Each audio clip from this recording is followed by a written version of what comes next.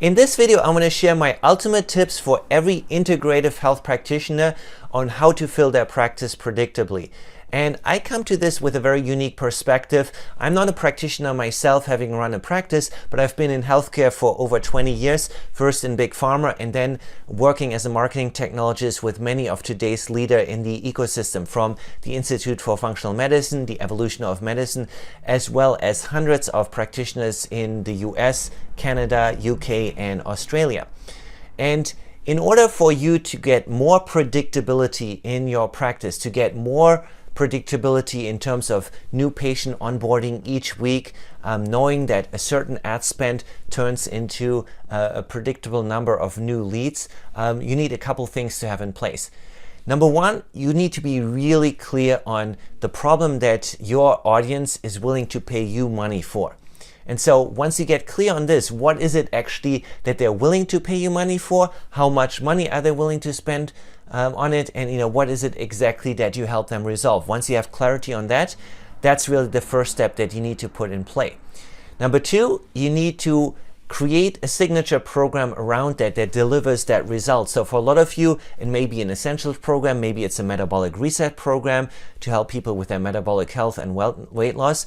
Whatever it is, you have to have a structure, a container in place that's easy for you to explain to prospective patients what is it that you're proposing that will help you give them the result that they're looking for.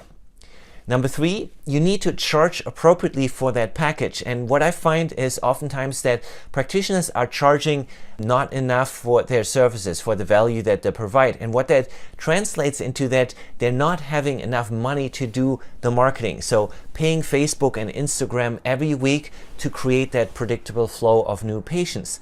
And so this is really critical to look over, how much are you charging? Are you charging enough? And how can you create more value for your prospective patients and your patients so that they actually interact with you. Number four, you need to have predictable flow of new patients coming in from paid media, paid advertising.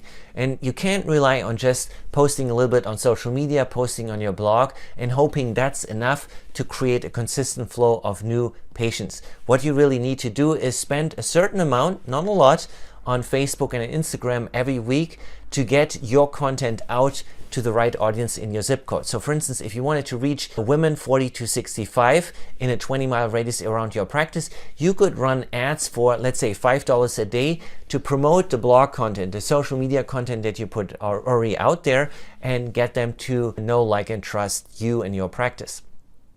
Now, before you actually start spending money on Facebook, you need ingredient number 5, and that is having a patient acquisition funnel in place. So it's not enough to post on your website and social media. What you also have to in place is a way to capture those website visitors, because we know that only 2% of first-time visitors actually are signing up for your service or for a phone consultation. So we need to serve the 98% of other visitors, and the way we do this is by providing what we call lead magnets that get them on your mailing list, and then once they're on the mailing list, have a short email sequence that nurtures them to the point where they know, love, and trust you enough to schedule that phone consultation.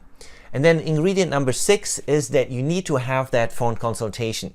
Now, I know a lot of you are concerned about spending too much time on the phone, but the idea is that your prospects are probably not comfortable enough to go straight from an email sequence to giving you money for a paid first consultation, unless they have been personally referred to you. So what you need to provide to them is a way to test the waters, to speak with you, to find out if you are indeed the right fit for them, and that happens on free phone consultation.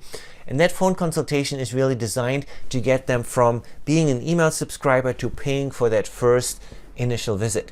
We're not selling them on the entire package, but you should just focus on getting them comfortable enough to have a second look at their case.